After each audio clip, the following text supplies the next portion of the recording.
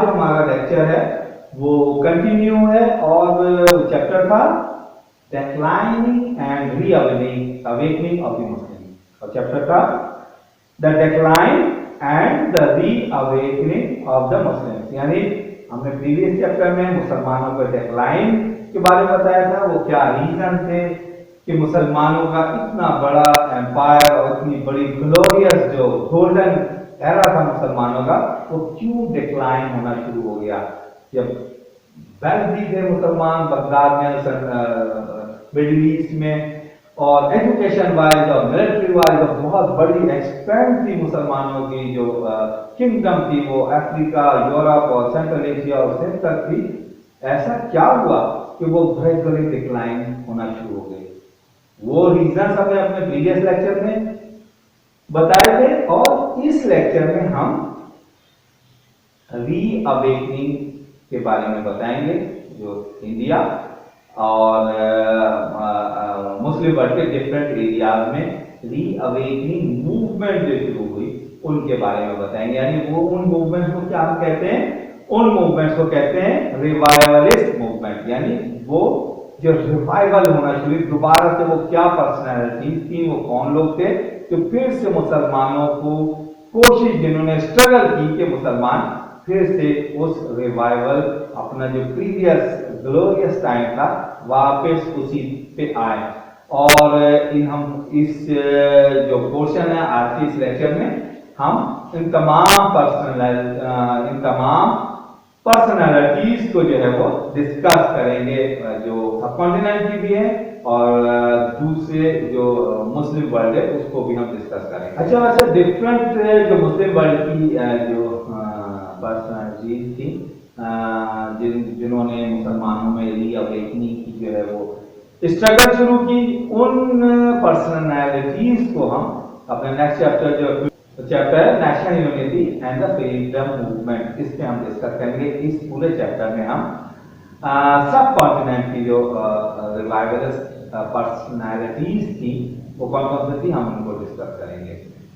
Initially ہم سب continent کا جو ہم نے اپنے پریویس لیکچر میں بتایا، یا اس سے پہلے بھی آپ کو پتا ہے کہ گریجولی مسلمانوں نے کس طرح سے ایسٹرن سائڈ سے سب کانٹیننٹ میں جو ریل شروع کی، انویشن شروع کی، اور مسلمانوں کی بہت بڑی گورنمنٹ جو ہے وہ ناردرن انڈیا اور سینٹرل انڈیا میں جو ہے وہ قائم ہو گئی. اس بڑی جو کنگڈم تھی سب کانٹیننٹ کی، اس کو اپنے پیک تک کس ایرا یا کس رولر نے پہنچایا؟ وہ تھے دی مغلز کے ٹائم میں جو انڈین ٹیریٹری تھی جو انڈر مسلم کنٹرول تھی، ایٹ اٹس پیک، اپنے ہائٹ پہ تھی، پیک پہ تھی، جو کہ بہت بڑے یعنی کابل سے لے کر ڈھاکہ اور برما اور central Asia almost central India سے ساؤدرن انڈیا کے ٹپ تک وہ قائم تھی. ایک بہت بڑے جو کنگڈم تھی جو کہ مغل ایمپرر کی تھی، جس میں اکبر، اور ہم جب اورنگزیب کو ڈسکس کریں گے تو ہم دیکھیں گے کہ اورنگزیب کے زمانے میں جو مغل ایمپائر تھی ایٹ اٹس پیک، اس سے بڑی مغل ایمپائر کبھی بھی ہسٹری میں نہیں رہی. تو ہم یہ دیکھتے ہیں کہ جب مغل نے گورنمنٹ شروع کی، بہت ہی یونیک اور گولڈن ایرا تھا سب کانٹیننٹ کا مسلم رول کا، جس میں education, poetry, art and culture, architecture اور اس تمام طرح کی چیزوں کو بہت ہی ہائٹ ملی، بہت زیادہ اس نے ڈیولپمنٹ کی تمام چیزوں نے، جو کہ اس سے پہلے کے جو مسلم رولر تھے ان لوگوں نے بیسیکلی اتنی زیادہ ان چیزوں میں نہیں کری تھی. لیکن مغل ایرا ایک اپنی تمام آرٹ اینڈ کلچر کو ہائٹ پہ پیک پہ پہنچا دیا، جو پھر اس کے بعد کبھی بھی سب کانٹیننٹ میں دیکھنے میں نہیں ملا. اچھا مغل جو تھے آلموسٹ بہت ہی کم تھے، رول تو کیا انہوں نے بٹ وہ بہت کم تھے، 5 to 6 کا جو ریشو تھا وہ تھا، اور مسلمان بھی کم تھے جو کہ زیادہ تر ناردرن انڈیا اور سینٹرل انڈیا میں تھے. اس کے علاوہ تمام مغل جو رولرز تھے ان میں کچھ بہت زیادہ اسٹرکٹ، کچھ بہت زیادہ ریلیجس اور کچھ بہت زیادہ لبرل تھے، جس میں ہم شاہ جہاں کو کہہ سکتے ہیں کہ ایک لبرل تھا، اور ہمایوں بھی ایک لبرل تھا، اکبر بھی ایک لبرل تھا، بٹ یہ اپنے طور پہ بہت زیادہ ریلیجیسلی اسٹرکٹ نہیں تھے. ہاں البتہ اس میں جو اورنگزیب تھا وہ بہت ہی زیادہ اسٹرکٹ تھا. تو یہ تمام مغل جو رولر تھے اپنے اپنی پرسنالٹیز پہ ایک بہت ہی بیسٹ رولر کے طور پہ سمجھے جاتے تھے، جس میں شاہ جہاں کے ٹائم میں آرٹ اینڈ کلچر میں بہت زیادہ جو ڈیولپمنٹ ہوئی. اکبر کے زمانے میں ملٹری کمپین سب سے زیادہ 52 ایئرس اس نے گورنمنٹ کی، اور کوئی بھی بیٹل کسی بھی بیٹل فیلڈ میں اس کو ڈیفیٹ کا سامنا نہیں ہونا پڑا. یعنی اتنا سکسیسفل رولر تھا اکبر. اور جو ایک بڑی ایکسپینشن کرنے میں وہ مغل امپائر کو کامیاب رہا اپنے 52 ایئرس کے رول ایرا میں. یہاں پر ہم یہ بات کہہ سکتے ہیں کہ جب یہ تمام ٹریٹری کا اینڈ جو تھا، ویسے تو مغل امپائر 1857 میں مغل رول ختم ہوا، بٹ آلموسٹ جو 1706 میں جو اورنگزیب کا مغل رولر تھا اس کے ڈیتھ کے بعد گریجولی وہ ڈکلائن ہونا شروع ہو گیا مسلم رول. اور اس کی ریزن یہ تھا کہ بہت جو اورنگزیب تھا آلموسٹ اس نے بھی 50 ایئرس تک گورنمنٹ کیا. وہ کنٹینیو جو ہے وہ اس کی جو ٹائم رہا وہ بیٹل فیلڈ میں گزرا، جنگیں کرتا رہا، سکھ سے، جاٹ سے، مراٹھا سے، اور ڈفرینٹ وہ کنٹینیو جنگ رہا. اس کا نتیجہ یہ نکلا کہ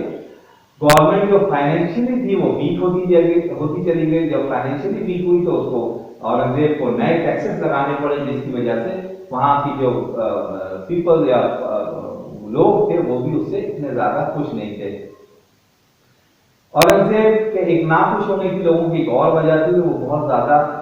اسٹرکٹ ریلیجیس پرسنالٹی تھی، جس کو ہم آرتھوڈاکس مسلم کہہ سکتے ہیں، بٹ بہت ہی اسٹرکٹ ریلیجیس مائنڈ سیٹ تھا اس کا. اور جس کی وجہ سے بہت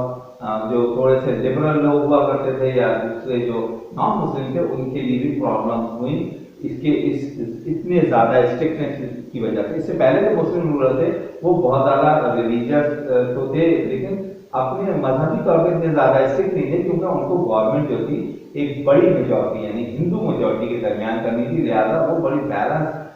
طریقے سے لے کے چل رہے تھے اپنی تمام گورنمنٹ کو، تاکہ ہر ان کی کنگڈم میں ہر کوئی خوش رہے. انہوں نے بہت سارے ایسے اسٹیپ بھی لیے جس کی وجہ سے وہ خوش ہیں. بہت بار ایسے اسٹیپ بھی لے لیے جس کی وجہ سے مسلمان بہت پریشان بھی ہو غصے میں. جیسے اکبر نے کچھ ایسے اسٹیپ ریلیجیسلی لے لیے تھے جس کی وجہ سے اس نے ایک نیا جو ریلیجن بنا دیا جس کو دین اکبری یا دین الہی کے نام سے ہم جانتے ہیں. وہ اسی وجہ سے اسے بنایا تھا تاکہ ہندو مسلم ایک یونٹی رہے اور ایک سب مل جل کے خوش رہے، جس کی وجہ سے مسلمان بہت پریشان ہو گئے تھے. اور اس کا بہت ہی سائڈ افیکٹ بھی ہوا اور اکبر کو زیادہ اس کا فائدہ نہیں ہوا. لیکن آن دی ادر ہینڈ جب اورنگزیب اس نے اپنا کنگڈم سنبھالی شاہ جہاں کے بعد، تو وہ ایک بہت ہی اسٹرکٹ ریلیجیس پرسنالٹی تھی. اس کی اس اسٹرکٹنس کی وجہ سے نا بہت زیادہ پرابلم شروع ہوئی. اچھا جیسا میں نے پہلے بتایا آپ لوگوں کہ اورنگزیب کی جو ڈیتھ ہوئی 1707 میں، اس سے جو ہے وہ مغل امپائر ڈکلائن ہونا شروع ہو گئی. یعنی مسلمانوں کا بھی ایک ڈکلائن ہونا شروع ہو گیا. مغل امپائر آلموسٹ 1707 سے 1857 تک جو ایک اسپیس یا گیپ رہا، اس میں مغل امپائر گریجولی ڈکلائن ہوتی رہی اور کوئی بھی مغل رولر اتنا زیادہ اسٹرانگ نہیں ہو سکا کہ پورے انڈیا پر اپنی گرپ قائم کر سکے اور مسلمان پرسپیرس لائف گزار سکے. تو مسلمان بھی ڈیوائڈ رہے اور وہ گریجولی جو ہندو میجورٹی تھی ان سے دبتے چلے گئے. اور اس جو ویکنیس کا فائدہ تھا وہ جاٹ ہندو اور مراٹھاز میں اٹھایا اور زیادہ سے زیادہ انہوں نے مغل امپائر سے اپنے علاقے چھینتے چلے گئے، قبضہ کرتے گئے. وہ آپس میں بھی لڑے اور ایون مغل رولر جو تھے وہ آپس میں بھی لڑتے رہے جو پاور کے حاصل کرنے کے لیے. اس تمام جو آپس کی ادھر جو وہ تھی فائٹنگ تھی جسٹ بیکاز پاور گیننگ کے لیے، اس کا فائدہ جو ہے وہ جو یورپین نیشن جو اس کا ٹریڈنگ کے لیے آئی ہوئی تھی اس سے سب سے پہلے فائدہ فرانس میں اٹھایا. فرانس نے سدرن میں یعنی کہ ٹیپو سلطان جو سدرن انڈیا کا اس کا رول تھا اس کی بہت زیادہ جو ہے وہ ایکسپٹنس اور اس سے بہت اچھے جو تعلقات ریلیشن شپ قائم کرنے میں فرانس جو ہے کامیاب ہو گیا. بٹ ग्रेजुअली ब्रिटिश जो था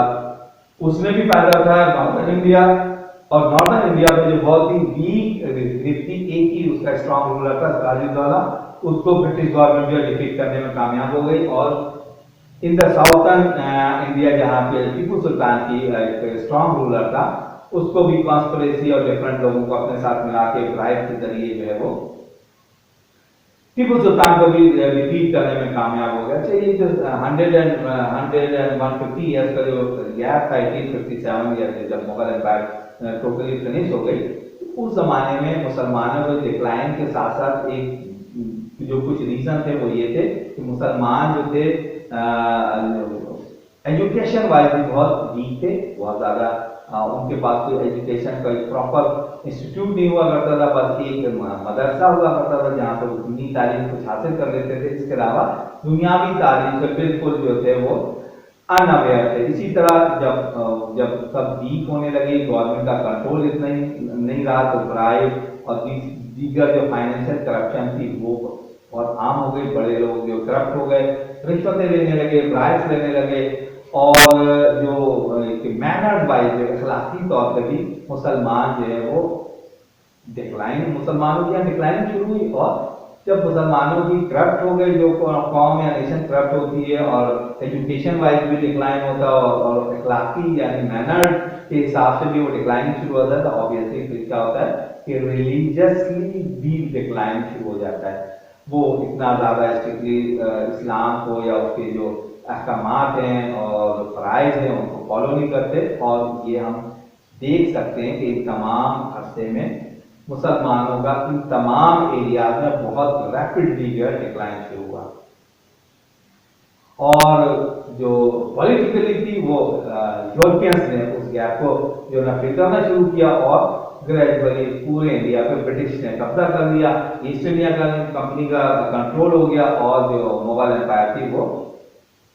बिल्कुल जो स्ट्रेच होकर दिल्ली तक जो है ना कन्फाइंड हो गई। तो ये एक पूरा इस हमारे बहुत बड़े एरिया सब कॉन्टिनेंट में मुसलमानों का डिक्लाइन शुरू हो गया। इसी के साथ साथ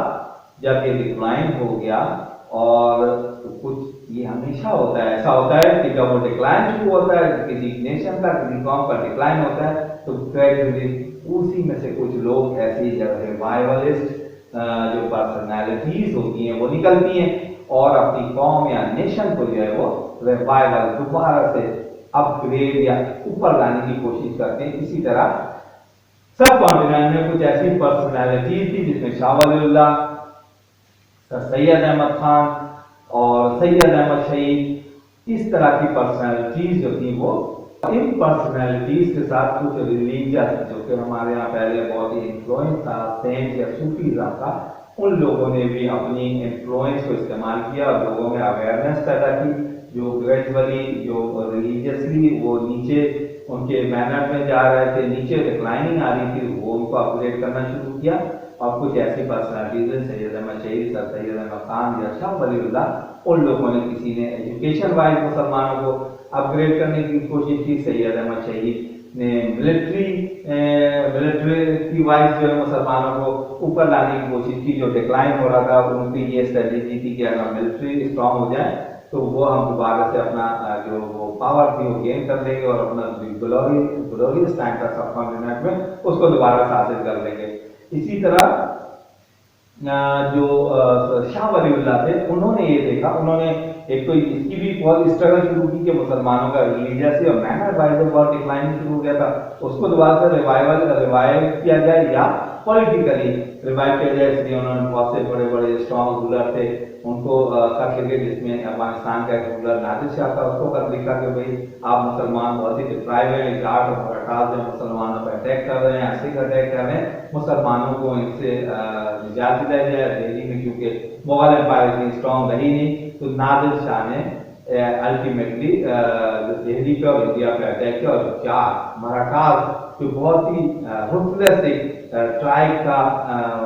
फाइटर ट्राइब का, जिसने मुसलमानों को बहुत बड़े तौर पर कत्लेआम शुरू कर रखा था, तो उसको कम्प्लीटली जो है वो डिस्ट्रॉय किया सेंट्रल इंडिया से, اور پھر اس کے بعد کبھی بھی اتنے اسٹرانگ نہیں رہ سکے. تو یہ کوشش تھی شاہ ولی اللہ کی. اسی طرح انہوں نے کچھ مدارس بنائے، بکس لکھی اور قرآن کی تشریح لکھی اور اس کے مقدمے جو لکھے وہ قرآن کے اور اسلامی تعلیمات کے، جس کی وجہ سے ان کی کوشش تھی کہ مسلمان اس ایسپیکٹ یا اس کارنر پہ بھی ریوائو ہو ان کی یہ کوشش اور دوبارہ سے ری اویکننگ ہو. تو آگے ہم یہ جو پرسنالٹیز ہیں ان کو ہم ڈسکس کریں گے اپنے نئے نیکسٹ لیکچر میں. Okay, thank you.